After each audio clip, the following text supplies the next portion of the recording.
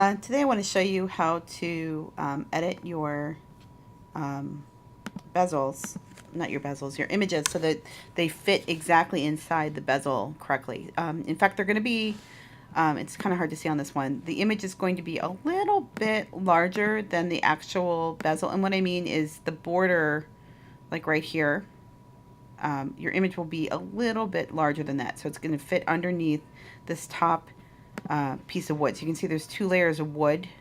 It's going to like kind of nestle underneath. So you want to leave a tiny bit of um, like a border on the photo for that. So I'll talk about that in just a minute. All right, so let me show you how to get started with this. On the slide, how exciting. If I go directly to the Google slide, it'll show me what this is going to look like. So when I'm all set and I want to create my images, they should be the size of these two images on the slide. And I have two templates that I've created, and they're here, and they're also, just to show you, where did it go? These are the same thing. So what you'll have to do is, say for example, you want to make an image and you want to make it square. So you click on this. Now this is, you're not going to be able to edit this, so you're going to have to take it and make a copy and put this in your drive somewhere and call it what you want to. Okay. And then you can edit on this particular one. You won't be able to edit on the one I give you. You have to have your images saved as JPEGs. So let's say I have this lovely picture of me and my daughter. Look at that. She made that hat herself. Isn't that cute? Okay. And then say I want to fit this in to make it square. So obviously it's too small right now. And if I go to the corner and I drag it out, I don't really know where it stops and ends, and I need to crop it down. So let me show you the trick with this. I'm going to go to view and make this 200% so I can see the whole image. And then a little trick, if you go to image options, let me bring this over so you can see it. This bar shows up, and I'm going to select the image, and I'm just going to take my transparency and knock it down so that I can see where the edges of the paper are.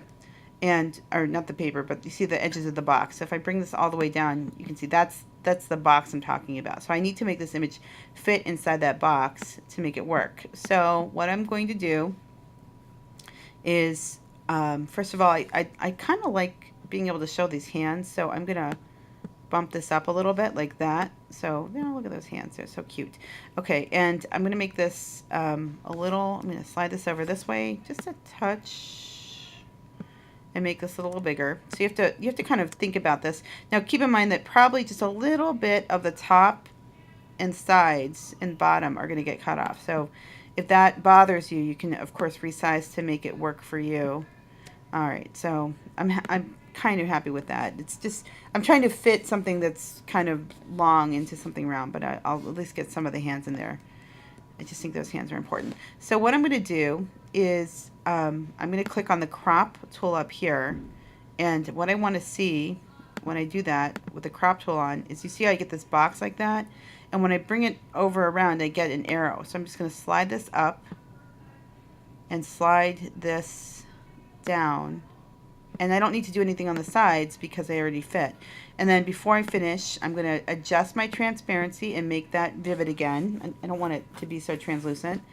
So now I'm ready to take this and, oopsie, go back to that. Where'd it go? Oh, there it is. And I'm going to edit copy. And I'm going to go back to this presentation right here. And I've already done it, but just to show you again, I'm going to say edit paste.